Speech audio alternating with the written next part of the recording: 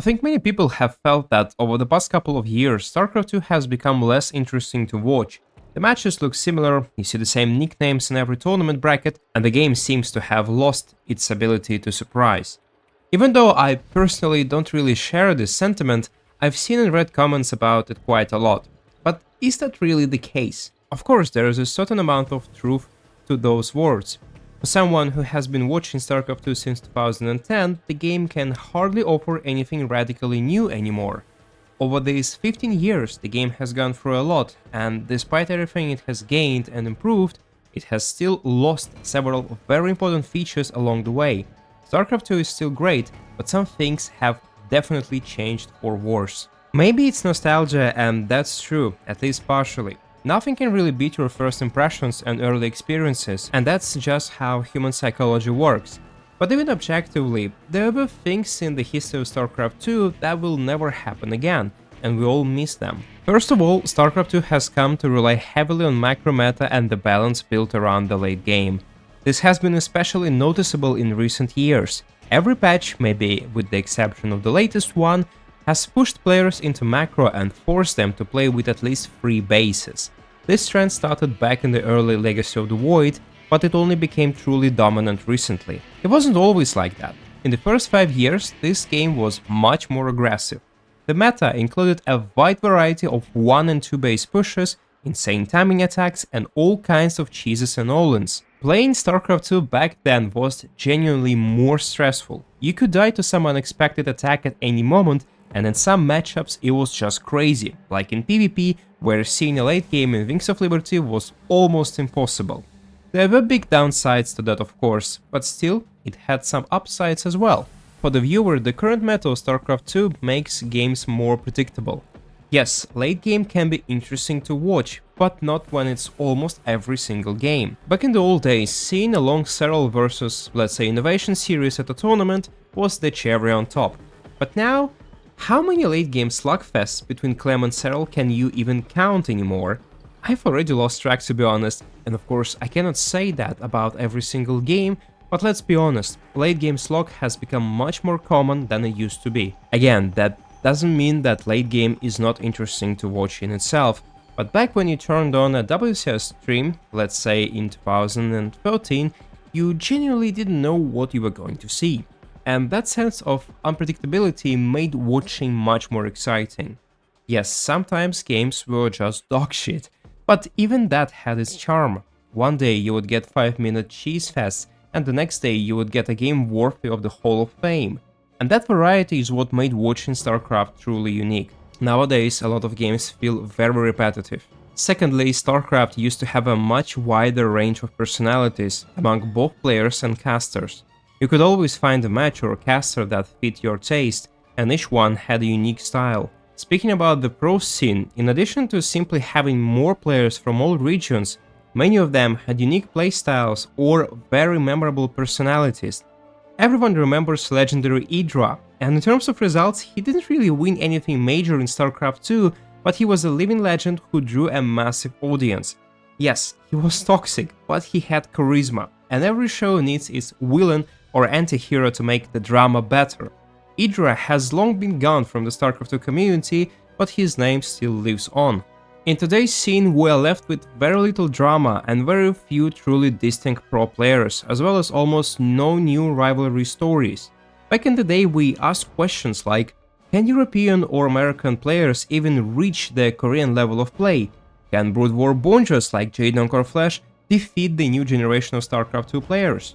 Who is the strongest player of all time and how long will they hold that title, given constant balance changes? Discussions like this were endless, and these storylines ran through countless tournaments and player clashes. At some events, especially in the early era and at MLG, we even saw drama unfold live, like with Idra and MC flaming each other in chat. All of this made watching StarCraft 2 more spectacular and engaging. The same goes for casters, and don't get me wrong, I really like the current generation of StarCraft 2 commentators, but many of them share a similar casting style and sometimes delivery. Back then, the choices were much broader, from YouTubers like Husky to the incredibly charismatic Total Biscuit and In Control.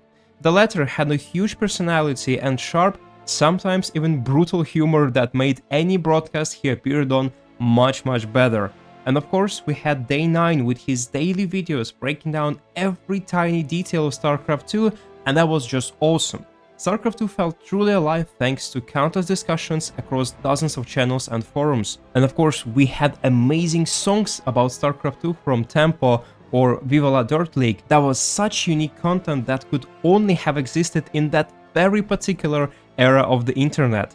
Those videos got hundreds of thousands of views, and that's how big the StarCraft 2 community was and how much the game inspired fans to be creative. But most importantly, StarCraft 2 was growing and had genuine hype. The game pulled massive viewership on Twitch and was one of the reasons Twitch actually became what it is.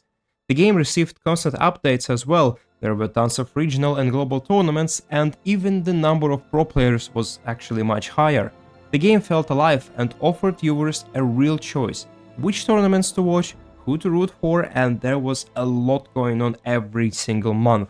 Because of that, esports was full of amazing stories, from player rivalries and trash talk to a wide range of different leagues, tournaments with their own unique formats and identity. And there's of course the biggest and pretty obvious reason. From 2010 up until roughly 2020, the game was still being actively developed. In 2010, StarCraft 2 Wings of Liberty had just been released, and watching tournaments in the first year was incredibly exciting, because nobody knew the meta yet, everyone was experimenting with completely different build orders, and even pro play was far from being optimal. For example, early on in GSL, Zerg players didn't even build Banelings against Marines and relied on Roaches instead, which now seems insane. And that's why every match felt truly unique, because you couldn't really predict the outcome and you didn't have the viewing experience yet, and even the players made a lot of wild decisions. That's why those years were so vibrant and produced so many highlights. Everything felt completely new. The game was like an undiscovered continent full of surprises. People would discuss some crazy theory on forums like the Archon toilet, and suddenly we would see it pulled off in a real tournament, and that was just amazing. And besides that, the meta evolved much more aggressively and quickly. Yes, sometimes we had periods of stagnation and bad balance, there was actually quite a lot of that, but that was partially compensated by the releases of huge add-ons where each race got new units. That completely changed the balance and made the game exciting again for months. And you always knew, yeah, maybe right now the balance sucks, some matchups are quite boring and it's not even that fun, but there was always that hope for the future because another DLC was on the horizon. And Legacy of the Void in particular completely changed even the economy of this game, and I even made a separate video about that.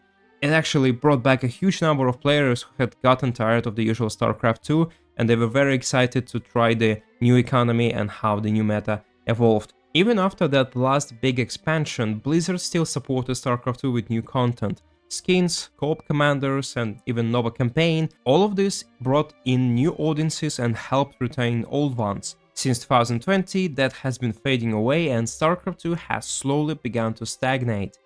But I cannot really say that the game has become worse. No, in many ways, it's actually much better by many criteria. But a lot of things I mentioned earlier in this video will actually never return, and all we can do now is just fondly remember those days and hope that the next years of StarCraft 2 bring us something exciting. And I think it's actually gonna happen in 2026. That's all from me for today. What was your favorite period of StarCraft 2? Write that in the comments, and thank you for watching. Check out our other StarCraft 2 content, have a good day, and see you next time.